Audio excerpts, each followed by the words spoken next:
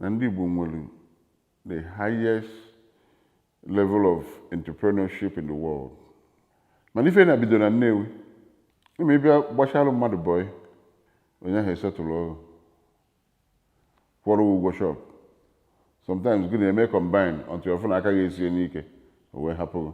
Ife unu ji eme combine ahụ maka onwe ike hapụ gị irifisie ego eji bido gị afịa.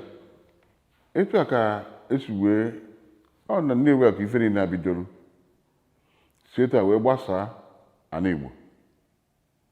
Maka na ndị ahụ ndị Nnewi mechaa bube wụ onwe ike ọnụ onye Enugu steeti eje kpọrọ ya bọị ọ bịa from Enugu bịa hịa ọ ga-esetụlụ ya once imere ọfụma ọ gaghị esetụlụ ya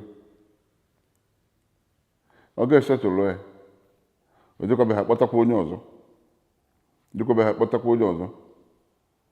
onye ahụ esetụkwa dukwa kpọtakwa onye ọzọ akwa ifugo si abawanye onwe oge olulu ọ dịka Nnewi ọrụzi too choked ndị mmadụ jebe ma Lagos jebe ebe niile a na-azụ dị afịa